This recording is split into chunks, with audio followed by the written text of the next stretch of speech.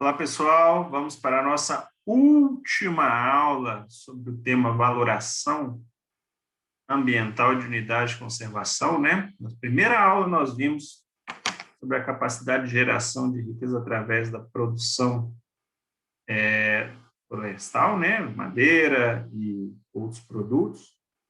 Falamos na segunda aula sobre os serviços ambientais prestados pelas unidades de conservação, né? Em especial dois muito relacionados à geração de renda, que é a sequestro de carbono e manutenção dos recursos hídricos para geração de energia hidrelétrica, principalmente, mas também os outros 4 tipos de usos consultivos. E hoje nós vamos falar de mais 2 assuntos relacionados à valoração das unidades de conservação, que é o uso público das unidades de conservação, na capacidade de atrair turistas, né? E também a questão das compensações fiscais para os municípios que abrigam as unidades de conservação. Então, se a gente pensar em atividades de uso público, a gente tem as visitações de maneira geral e as atividades turísticas, especificamente falando das atividades. Então, as unidades de conservação, principalmente aquelas monumento natural e parques, elas têm como objetivos conciliar ali a preservação com a visitação, né? Os parques, especificamente, também realização de pesquisas científicas. Mas esses 2 tipos de unidade de conservação estão muito relacionados com atrativos turísticos ou atrativos de visitação, né? Então, quando a gente fala de atrativos turísticos, são atrativos que estão relacionados a algum tipo específico de turismo, atividade de ecoturismo, turismo de aventura, turismo de negócio, etc., mas existem outros que estão relacionados com a visitação em si, sem desencadear uma cadeia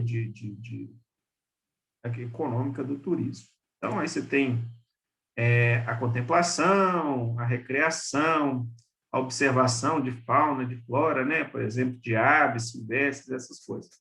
Então, as unidades de conservação têm todo esse potencial de atrair visitantes para recursos naturais, né, para contemplar os recursos naturais, até também para atrair pessoas buscando atividades turísticas específicas, como ecoturismo, por exemplo, nos parques nacionais, estaduais ou municipais. E lógico, gente, que essas atividades geram receitas, principalmente para a comunidade do entorno da unidade de conservação. Por quê? Com a atração do visitante, com a atração do turista, vai ocorrer o quê? Despesas com estadias, então vai alimentar a economia de hotéis, pousadas, áreas de camping, despesas com alimentação, né? Movimenta restaurantes, bares, mercearias, etc. Despesas até, receitas com transporte, né? Transporte público até aquela área, transporte de quê? De translados entre os hotéis e a unidade de conservação.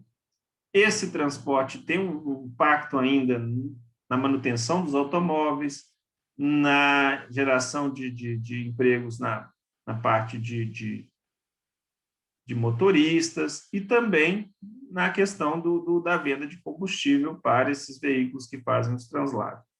Ainda na área de vestiário e souvenirs também, então, muito importante essa coisa do artesanato local. Opa, tem um erro aqui, gente. Artesanato é com isso, por favor. Artesanato local, souvenirs, equipamentos para o ecoturismo, equipamentos para uma caminhada, né?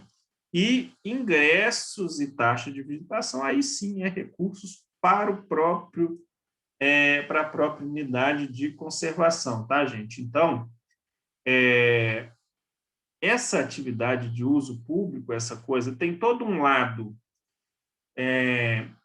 comercial, né, porque movimenta a economia do entorno e também gera receita para a unidade de conservação, porque tem taxas de ingresso, taxas de visitação, taxas até de exploração comercial um restaurante dentro da unidade de conservação, é possível ser feito esse tipo de concessão de uso comercial de uma área de conservação, mas também tem um lado do benefício do bem-estar, né? A pessoa chega à unidade de conservação e lá ela tem um bem-estar espiritual, um bem-estar de contemplação, é um lugar, às vezes, para interação social, então, há encontro de pessoas ali praticando atividades em conjunto, então, todo esse lado que não tem valor econômico, mas também é importante para justificar a importância das unidades de conservação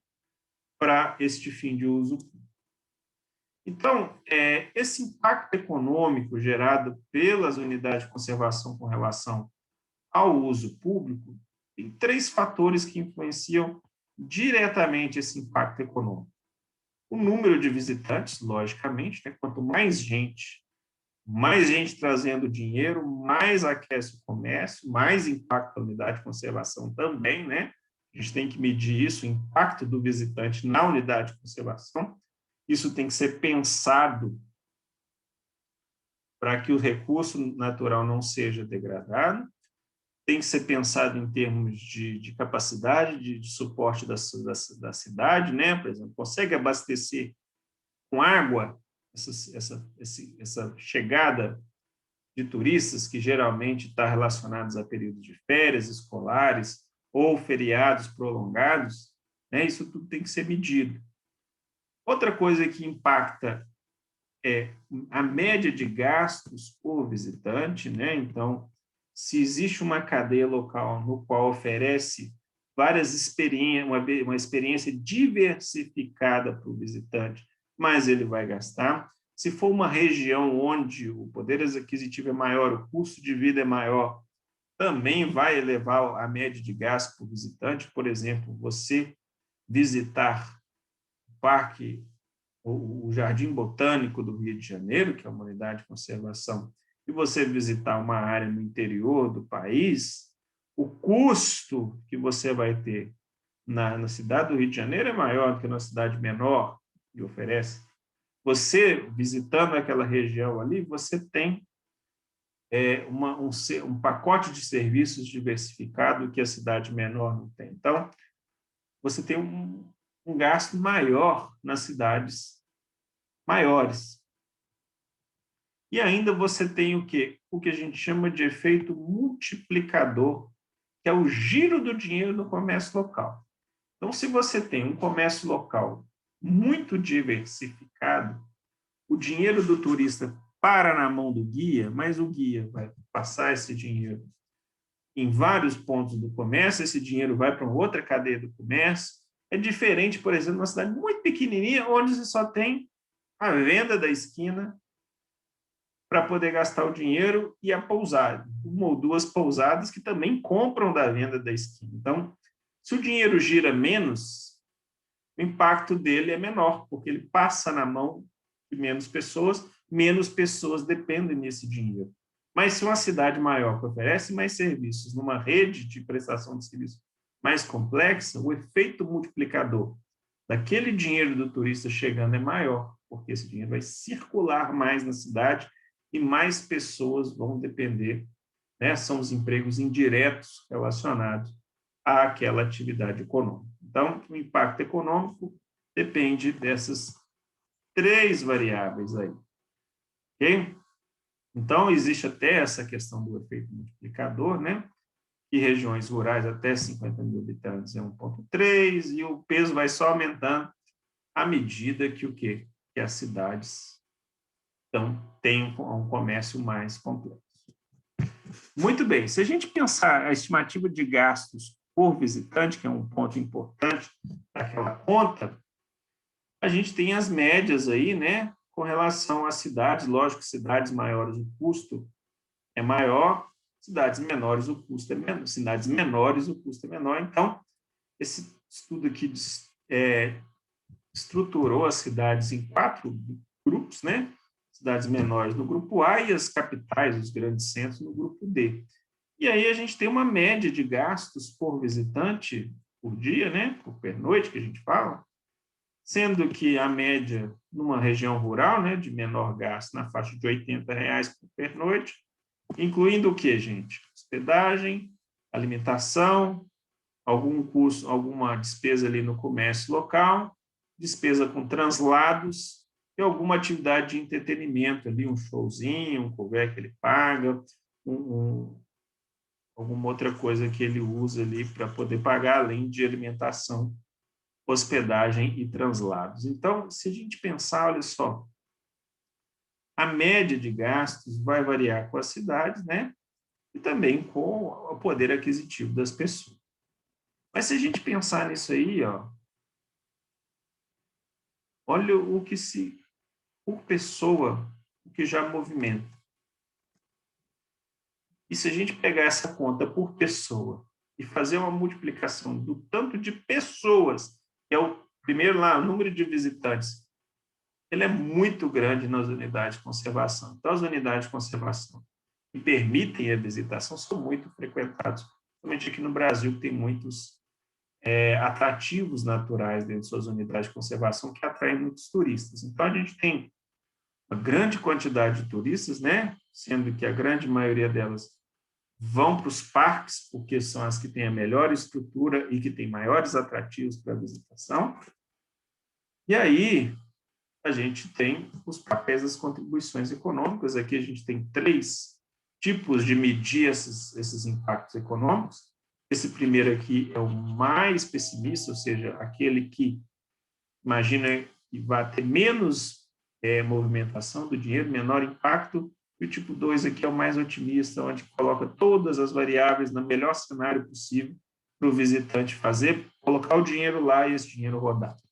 Então, se a gente colocar isso em termos de milhões de reais, né, a gente tem que, num pior cenário, as atividades de turismo dentro das unidades de conservação movimentam em torno aí, ó, de 2 a 3 bilhões. E no melhor cenário, onde crescimento econômico do país, poder aquisitivo alto, melhor estrutura para as unidades de conservação, isso gira aí na casa dos 6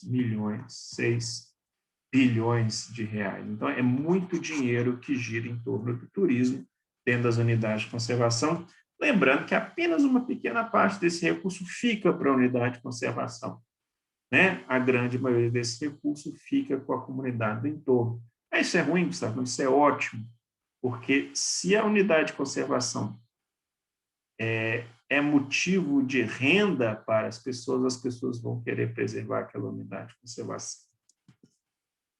Então, se a gente pensar aqui, ó, nessa questão de que a capacidade de receber turista ela varia em função da infraestrutura disponibilizada pela unidade de conservação, e a gente falou lá nas primeiras aulas, as unidades de conservação nem todas têm uma infraestrutura adequada para prestar o seu serviço e até ganhar dinheiro com isso. A gente tem um cenário muito ruim de que apenas 18 das 67 parques nacionais que existem no Brasil têm potencial para receber turista adequadamente. Então, o que eu digo é que todos os 67 têm atrativos naturais que favoreceriam a chegada de turistas para movimentar a economia local e fazer com que as pessoas valorizem mais as unidades de conservação. Porém, né, apenas 18 têm infraestrutura adequada para prestar esse serviço. Os outros ainda estão na fase de potencial, ou seja, poderiam arrecadar muito mais se tivessem um pequeno investimento na estrutura adequada, com estrutura para receber esses turistas e gerar a economia local. Então, mais um motivo da gente pensar em investir melhor nas unidades de conservação do país. Então, se a gente pegar um dado de 2010, um estudo feito em 2010, 2009, desculpa, projetando o número de visitantes atual em 2019, ele tinha aferido nos 18 parques com estrutura, o que aconteceu? Você tinha uma média aí de 4 milhões de visitantes no ano de 2019. Mas ele fez uma projeção de que, se a estrutura melhorasse, se a gente tivesse 49 parques nacionais em 2016, com projeção para 7 anos, a gente levaria esse patamar aí para cerca de 13, né? Aumentando a estrutura para todos os parques, mas a gente elevaria isso para quase 14 milhões. Então, ou seja, 4 milhões é o que tinha em 2019, e ele projetava que, se tudo corresse bem, a gente tinha em 2016 um potencial para elevar esse número para 14 milhões. Muito bem. E o que aconteceu em 2016? Na verdade, a gente elevou significativamente o número de visitantes nos parques nacionais, mas esse número parou aqui na casa do quê? Dos 7 milhões. Então, a gente tinha um potencial de crescimento de 4 para 14, porém, o que se realizou, de fato, foi uma elevação de 4 para apenas 7, ou seja, ainda há um potencial enorme para a visitação no país, nos parques nacionais. Né? E se a gente pegar essa tabela aí de potencial econômico do turismo, não só em parques, mas em outros tipos de unidade de conservação que permitem a visitação, todas essas aqui, né, a gente tem uma possibilidade, olha só, de muita. A gente pegar o cenário mais mais conservador, ou seja, aquele que prevê o mínimo, o menor potencial de arrecadação. Olha só, se a gente pegasse tudo aqui em 2016, a gente teria na casa dos 380 bilhões aqui de arrecadação.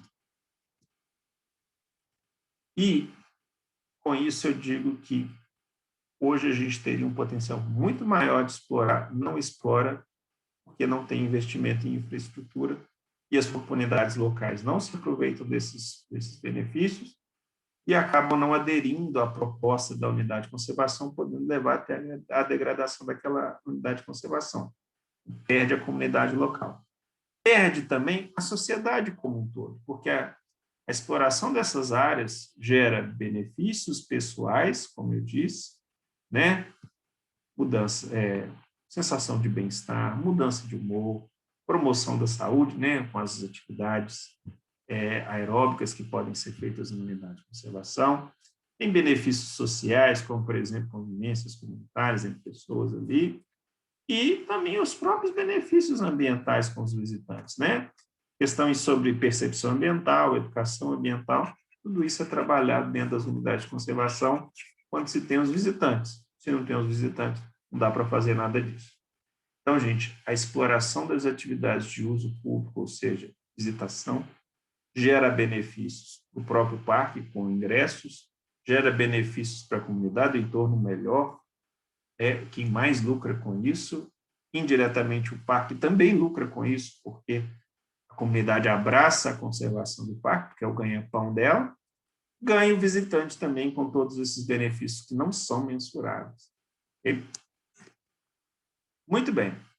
Além disso, há a possibilidade até do município que tem que abriga essas unidades de conservação de obter recursos com isso, que são o quê? A repartição de receitas tributárias estaduais e federais ao município. Então, a gente sabe que o ICMS, o município arrecada e repassa parte para Estado e União. Só que existem, em alguns estados, a política do ICMS ecológico, ou seja, parte do dinheiro fica no município, que deveria ir para as instâncias de gestão superiores, mas fica no município só porque o município desempenha ações de desenvolvimento sustentável. E uma das ações de desenvolvimento sustentável previstas nessas legislações de ICMS verde ou ICMS ecológico é a manutenção de unidades de conservação e também de terras indígenas.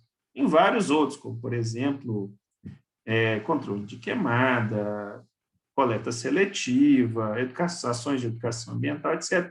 Mas, como a aula de unidade de conservação, a manutenção de unidade de conservação tem benefícios também para os municípios. E isso varia de estado para estado, inclusive existem estados que não têm nem essa política de ICMS ecológico prevendo unidades de conservação. Então, se a gente pegar aqui, ó, Minas Gerais, 0,5% é devolvido ao município só porque ele mantém unidades de conservação ali. Enquanto que, por exemplo, no estado de Rondônia, 5%. Então, cada estado, de acordo com a sua possibilidade de renúncia fiscal, lógico. Se a gente pegar agora só a questão do ICMS ecológico voltado para a unidade de conservação, descontando todas as outras possibilidades, isso varia muito entre os estados, o quanto que você consegue arrecadar, cada município consegue arrecadar ali. Então, por exemplo, no estado do Acre, em 2016, era possível o quê? Fazer uma arrecadação na casa de 12 milhões de reais entre os municípios só por manter aquilo ali. Então, é um dinheiro significativo. Se a gente pegar, por exemplo, o estado de Goiás, os municípios conseguiram arrecadar, pela manutenção das unidades de conservação, 164 milhões de reais de volta só por manter a unidade de conservação ali. Então, é mais um recurso para ajudar o quê? A comunidade local a abraçar a unidade de conservação. Ok? Aqui o Rio Grande do Sul, só um destaque para o Rio Grande do Sul, 422 milhões ali só para isso. Ok, gente? Então,